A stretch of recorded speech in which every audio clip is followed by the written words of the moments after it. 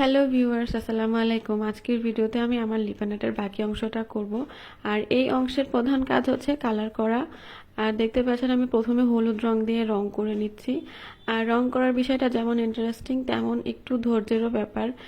খুব নিখুঁতভাবে অল্প অল্প করে কালার করে নিতে হয়, কোনোভাবে রং বাহিরে গেলে জিনিসটা নষ্ট হয়ে যাবে। আর প্রত্যেকটা বার এক একটা রং শেষ হয়ে যাওয়ার পরে তুলিটা খুব সুন্দরভাবে ধুয়ে নিতে হবে, তা না হলে রংটা শুকিয়ে যেতে পারে। আবার আপনি যদি মনে করেন যে আপনি এখন কালার করবেন না, বাকি অংশটা পরে কালার করবেন, সেই ক্ষেত্রে তুলিটা ধুয়ে রাখতে হবে, তা না হলে রংটা শক্তভাবে শুকিয়ে শক্তভাবে লেগে যাবে। এখন আমি অরেঞ্জ কালারের পর আবার রেড কালারটা দিচ্ছি। খুবই নিখুঁতভাবে কাজগুলো করতে হয়। আর এই লিপান আর্টটা করার প্রত্যেকটা পার্টে আমাকে, প্রত্যেকটা অংশে আমাকে আলাদা আলাদাভাবে ধৈর্যের পরীক্ষা দিতে হয়েছে।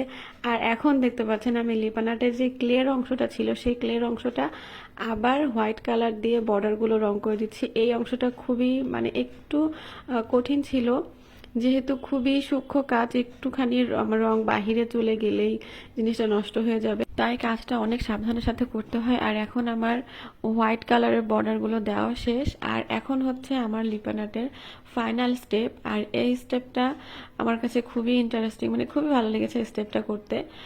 খুবই সহজ একদম। আঠা দিয়ে জাস্ট গ্লাসগুলো বসিয়ে দিতে হবে।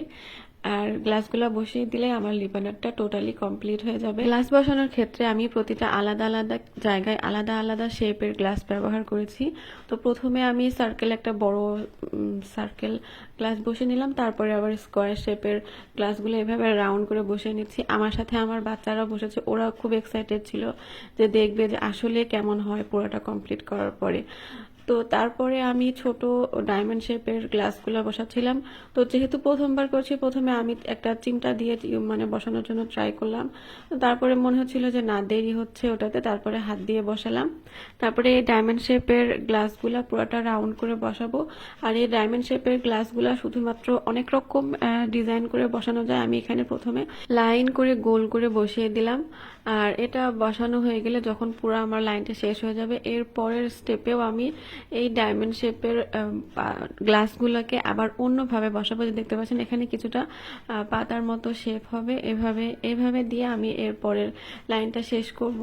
এভাবে একই রকম গ্লাস বিভিন্ন রকম ডিজাইনে বসিয়ে আপনি ডেকোরেশন করতে পারেন, আবার যার যেভাবে ইচ্ছা সেভাবে ডেকোরেশন করতে পারেন।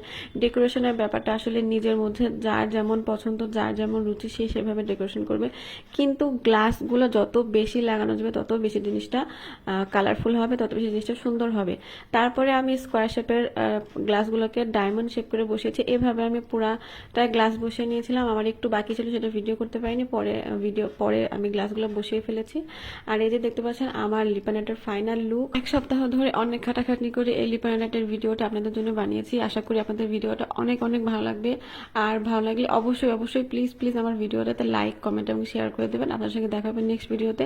সে পর্যন্ত সবাই ভালো থাকবেন, সুস্থ থাকবেন। আল্লাহ হাফেজ।